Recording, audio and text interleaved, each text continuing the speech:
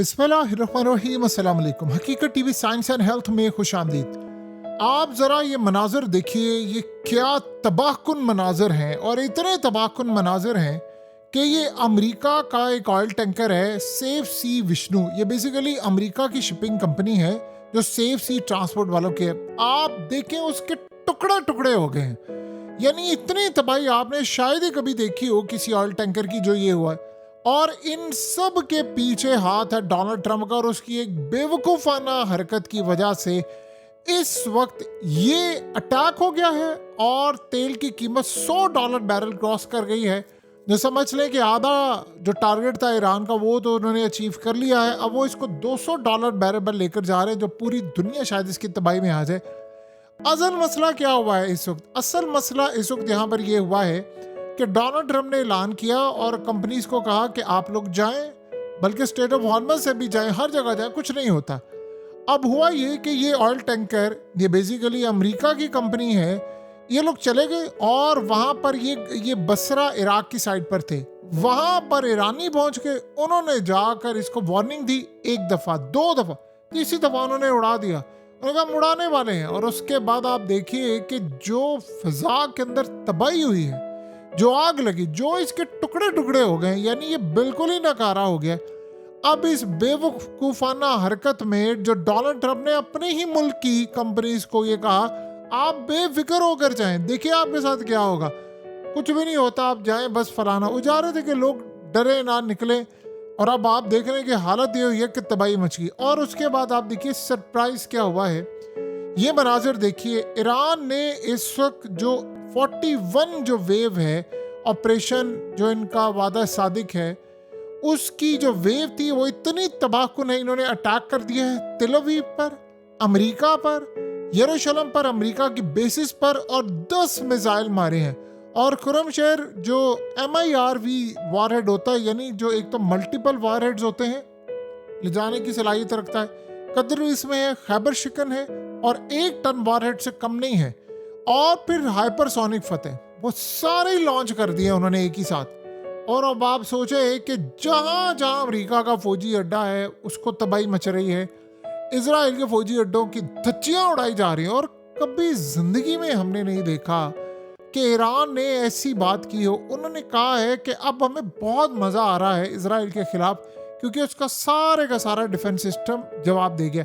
आप अंदाजा करें ना, ये एक सिंपल, एक सीधा मिसाइल आ रहा है और पूरे इजराइल में इसको रोकने वाला कोई नहीं है। यानी वो ट्रेवल करता आ रहा है, वो कैसे रोकेगा जब आप डिटेक्ट ही नहीं हो पा रहा आपके डिफेंस सिस्टम में? तो डिफेंस सिस्टम से इंटरसेप्टर निकलेंगे ही नहीं उसको तबाह करने के लिए, मिसाइल ही नहीं निकलेगा, तो आप कैसे ये काम करेंगे? ये इस वक्त आप अंदाजा करें कि हालत हो चुकी हुई है, और उसका आप तसव्वुर नहीं कर सकते कि क्या सूरत हाल है। और ऊपर से ईरान ने जो ऐलान किया उनके पार्लियामेंट के स्पीकर ने, उन्होंने कहा है कि इस वक्त गल्फ का जो वाटर है, जिन्होंने हमारे मुल्क पर हमला किया, उनके खून से लाल कर देंगे। आप अंदाजा करें कि स्टेटमेंट क्या है, किस लेवल पर जाकर वो बात कर रहे हैं। देखिए इंडिया में इस वक्त बड़ी बुरी सूरत हाल है, वर्ल्ड पूरे में तो है, इंडिया में भी है। LPG की शॉर्टेज इस वक्त हो गई है, पूरे भारत के अंदर इस वक्त आपको नजर आ रहा है। लोग अपसेट हैं, परेशान हैं, उनको समझ नहीं आ रही, वो सिलेंडर उठाए फिर रहे हैं, कहाँ पर जाएं, क्या सूरत हाल हो। और वो कह रहे हैं इंडिया के अंदर, कह रहे हैं जी आप बेफिक्र हैं ये सारे, क्योंकि देखिए कतर से इनकी सारी खास तौर पर LPG आती है, और यानी फिर मिडिल ईस्ट से इनका तेल आता है, चीज़ें आती हैं, और ये सारी आगे फिर कन्वर्ट होती हैं। सो अब सूरत हाल तो अजीबोगरीब अमेरिका के लिए हो रही है। सबसे बड़ा मसला ये है कि अमेरिका ने अब ये जो ऐलान किया है, यानी ये जैसे ही टैंकर तबाह हुआ है उसके फौरी बाद अमेरिका का ऐलान आ गया। इनके जो US के एनर्जी मिनिस्टर कहता है कि जी हम आपको सिक्योरिटी नहीं दे सकते, और इस वक्त बड़ा मुश्किल है, जो भी करना है आपने खुद ही करना है। भाई ये करना है तो ट्रंप ने आज ये जो हरकत की है, आप देखिए $100 बैरल पर चला गया तेल, अब ये जाएगा 150 तक, फिर ये 200 तक जाएगा। तो अब आप क्या करेंगे? आप इसको कंट्रोल करेंगे? सवाल ही पैदा नहीं होता। आप अंदाजा कर लें अब ट्रंप ने क्या कहा है। ट्रंप ने कहा है कि मैं ईरान की जो बिजली है वो 1 घंटे के अंदर अंदर पूरी बिजली खत्म कर सकता हूँ। कहता मैं नहीं करूंगा। आप अंदाजा करें, वो कह रहा है कि हम 1 घंटे के अंदर, आधे घंटे के अंदर बिजली खत्म कर देंगे या उनकी बंद कर देंगे। ये इस तरह की भड़के मार रहा है। मैं ये कर दूंगा, मैं भी चाहूँ तो मैं जंग जीत लूंगा, मुजतबा खामनेई नहीं होगा, मेरी मर्जी से आयतुल्लाह आया करेगा, मैं आज के बाद लीडर सारा मुंतखब करूंगा। ये क्या स्टूपिड, यानी आप अंदाजा करें, आपको दुनिया के अंदर कोई भी ऐसा बंदा है जो पढ़ा लिखा हो, समझदार हो, आप सोचे वो हो सकता है इस तरह की जो गुफ्तगू करेगा। सो ये ज़हन में रखिएगा, मुजतबा खामनाई ने करनी है अपनी पहली तकरीर। वो जख्मी भी है, जाहिर सी बात है, उनके बारे में इतलात आ रही है, उनकी टांग जख्मी है। जब बाप को मारा, बीवी को मार दिया, बेटे को मार दिया, माँ को मार दिया, बहन को मार दिया, भांजियों को मार दिया, बहनोई को मार दिया, वो छोड़ेगा अमेरिका को? सवाल ही पैदा नहीं होता। देखिए, गल्फ कंट्रीज आज अमेरिका पर तपी बैठी हुई हैं। ये तुम लोगों ने बेड़ा गर्क कर दिया है पूरे के पूरे रीजन का, और अमेरिका को फारिग करना पड़ेगा। इसके अलावा उनके पास कोई रास्ता बचा ही नहीं है। और ये बात आप ज़हन में रख लें कि इस वक्त सबसे बड़ा मसला ये है कि अमेरिका इस पूरे के पूरे खेल के अंदर, पूरे खेल में सब कुछ गवा बैठा है। सबसे बड़ा मसला क्या हुआ है?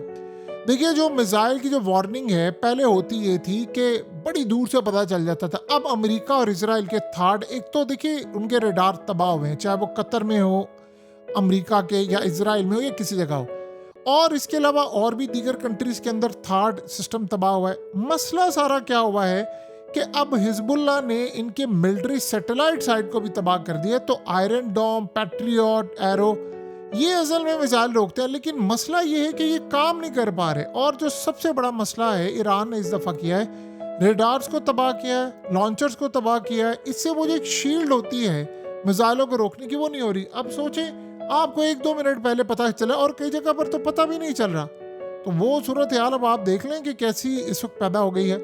अब हो क्या रहा है? अब इस वक्त डोनाल्ड ट्रंप से बैक एंड पर पूरी कोशिश वो कर रहा है कि किस तरह जंग बंद हो। आज आप सोचें, आप ब्रिटिश मीडिया समेत हर किसी ने कह दिया है कि सबसे बड़ा मसला ये हुआ है कि इस वक्त कई गल्फ कंट्रीज वो बातचीत करवा रही हैं थ्रू टर्की और दीगर कंट्रीज, और इवन के उन्होंने बीच में रूस को भी डाला है, चाइना को भी डाला है कि आप बातचीत करें ईरान से। अब अमेरिका भी चाह रहा है कि बातचीत करें, इस जंग को बंद करना चाहता है। लेकिन मसला ये है कि ट्रंप ये चाह रहा है कि गल्फ कंट्रीज निकले बीच में से, हम बात करेंगे ईरान से डायरेक्टली, खुद करेंगे, फलाना करेंगे। भाई, बंदा पूछे इनसे कि तुमने बात करनी है? ईरानी कह रहे हैं कि जब तक हमने तुम्हारी ठुकाई नहीं करनी पूरी, अपनी मर्जी की शराइत नहीं बनवानी, हम ये काम ही नहीं करेंगे।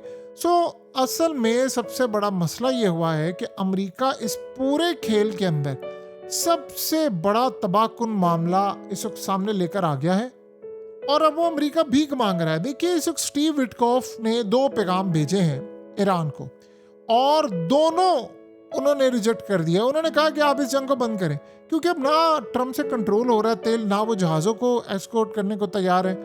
अब मसला ये है कि ईरान ने कहा है कि अब अमेरिका की तरफ से जंग बंदी का मामला नहीं होगा, अब ईरान करेगा जंग बंदी, और अपने मर्जी के टर्म्स एंड कंडीशन और शराइत के मामलात पर करेगा।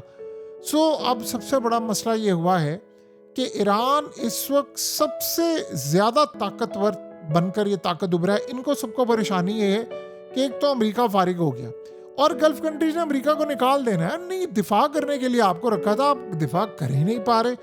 आपने घंटा दिफा करना है, जब ये सूरत हाल है तो आपने फिर करना क्या है?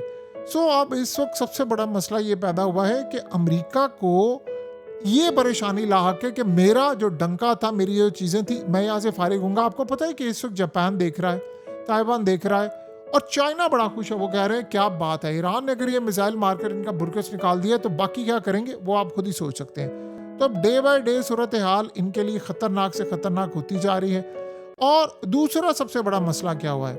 देखिए, इंडियन मीडिया ने जो झूठ किया है ना पूरी दुनिया में, ये ट्रंप के कहने पे किया होगा ऑफ कोर्स, क्योंकि वो चाह रहे थे तेल की कीमतें नीचे आए कि जी हमें स्टेट ऑफ हार्मस से तेल ले जाने की इजाज़त है, यानी हम अगर सऊदी अरब से लेकर दीगर ममालिक से तेल लेकर जाएं तो हमें ईरान ने इजाज़त दी। अगर उन्होंने उठाकर झूठ इनके मुंह पर दे मारा है कि झूठे हो, मक्कार हो तुम लोग, किसी सूरत हमने इजाज़त नहीं दी, हमने किसी को इजाज़त नहीं दी। जिसको इजाज़त दिया वो चाइना जा रहा है और ईरान का तेल जा रहा है। आपने एक चीज़ देखी है कि आप जो मोहल्ले का बड़ा बदमाश होता है, जब उससे बड़ा कोई बंदा आ जाए ना तो वो साइड पर हो जाता है। अमरीकियों को आप देखें, इस वक्त ईरानी इनको मार रहे हैं, और स्टेट ऑफ हार्मस से डंके की चोट पर वो ईरान पूरी तरह तेल बेच रहा है चाइना को, डंके की चोट पर। ये तमाशा खड़े हुए देख रहे हैं, ऐसे जैसे भीगी बिल्ली नहीं होती वैसे तमाशा देख रहे हैं कि हमारा क्या बनेगा, हम क्या करेंगे, हम इनको मारे या ना मारे।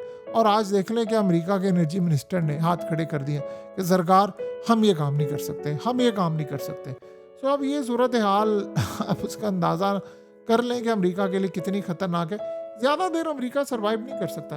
अल्टीमेटली अमेरिका को ये खित्ता छोड़ना पड़ेगा, तभी जाकर कोई अमन वाला मामला होगा। फिर इसराइल क्या करेगा, ये एक सवाल है। हकीकत टीवी साइंस एंड हेल्थ की इस वीडियो के नीचे कमेंट ज़रूर कीजिए, अपनी राय का इजहार ज़रूर करें और इस वीडियो को हर जगह शेयर करते हुए चैनल को सब्सक्राइब ज़रूर करें।